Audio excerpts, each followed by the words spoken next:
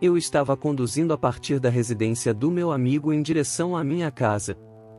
Já era tarde, e não consigo determinar com precisão o horário, mas se eu tivesse que estimar, diria que eram por volta das 2 ou 3 da madrugada.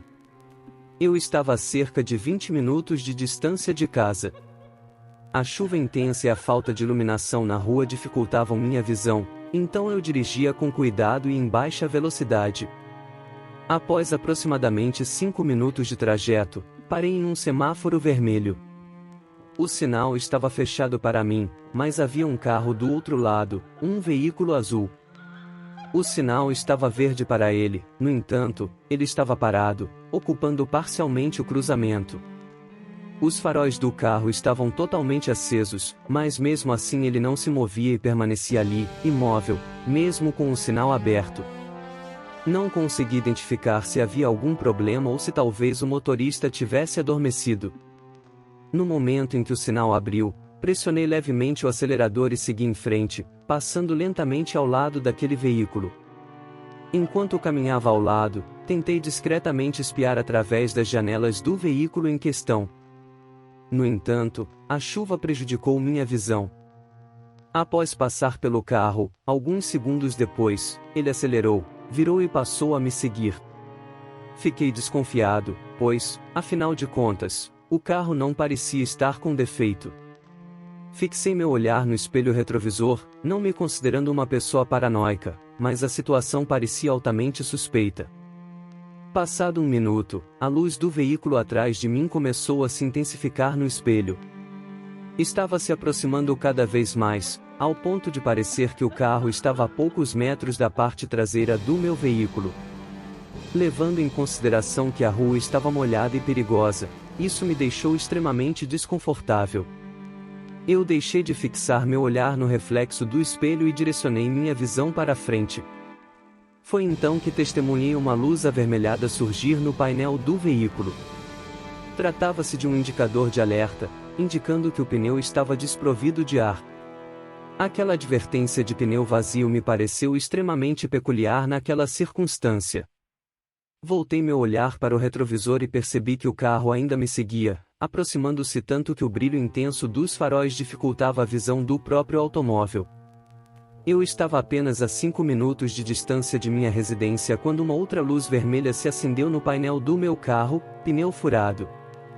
Meu coração saltou para a garganta no instante em que observei aquele aviso. Finalmente, comecei a compreender o que estava ocorrendo. Tinha quase certeza de que o carro azul havia perpetrado algo. Continuei a dirigir por mais um minuto, esperando chegar mais próximo de casa, porém, conseguia sentir o meu carro afundando do lado esquerdo, com a parte rígida da roda roçando no asfalto. Fui obrigado a estacionar o carro, e o veículo que vinha logo atrás fez o mesmo, parando logo em seguida.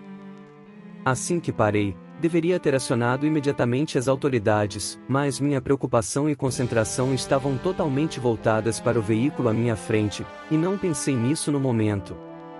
Porém, sendo honesto, considerando a situação em que me encontrava, acredito que entrar em contato com a polícia provavelmente não teria feito diferença.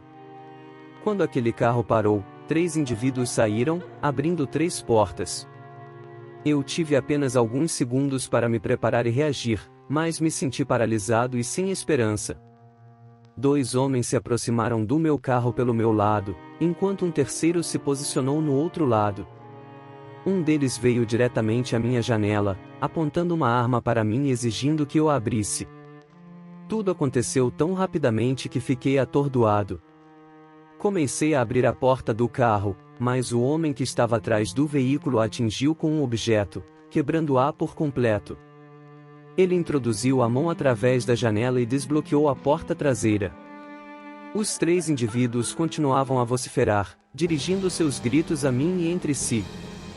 O homem posicionado atrás do veículo estendeu seu braço e abriu a outra porta traseira situada do lado oposto.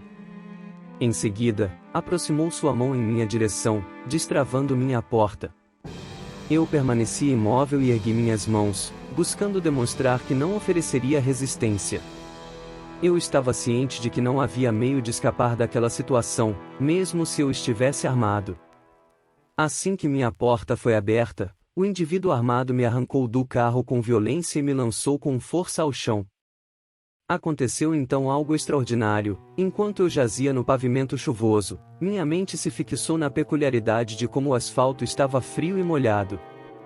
Talvez aquilo fosse um mecanismo de defesa mental, uma tentativa de me distrair da situação traumática em que me encontrava.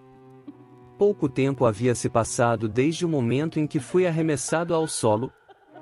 Então, um dos indivíduos convocou os outros dois e o sujeito que me segurava desferiu um golpe atrás da minha cabeça, fazendo com que meu rosto encontrasse o asfalto. Não consegui discernir se ele me atingiu com a arma ou com o punho, pois estava levemente atordoado naquele momento. No entanto, fiquei surpreso por não ter desmaiado após o impacto intenso. Ouvi o fechar da porta do carro e, em seguida, o som do veículo se distanciando. Rolei meu corpo para cima, ainda meio tonto, e fixei o olhar no céu noturno por alguns minutos. Tentei me levantar e, eventualmente, consegui ficar de pé. Eles levaram meu celular, mas meu carro ainda estava presente, com o pneu furado. Sem acesso ao meu telefone, mesmo com o pneu vazio, fui obrigado a dirigir até minha casa para só então conseguir contatar a polícia. Apesar de estar próximo de casa, a roda do meu carro ficou completamente amassada devido ao pneu furado. A investigação policial não teve resultados conclusivos, apenas conseguiram determinar que os suspeitos colocaram algum objeto pontiagudo no cruzamento por onde eu passei, furando os pneus do meu veículo. Tive sorte, pois somente um dos meus pneus passou pela armadilha que eles colocaram na rua. Por causa disso, apenas um pneu foi danificado, minimizando o prejuízo causado de acordo com o plano deles. Provavelmente, planejavam me atacar assim que meu carro passasse pela armadilha, mas, devido ao fato de apenas um pneu ter sido atingido, o plano inicial deles falhou, e eles tiveram que me seguir. No fim das contas, isso não fez diferença alguma.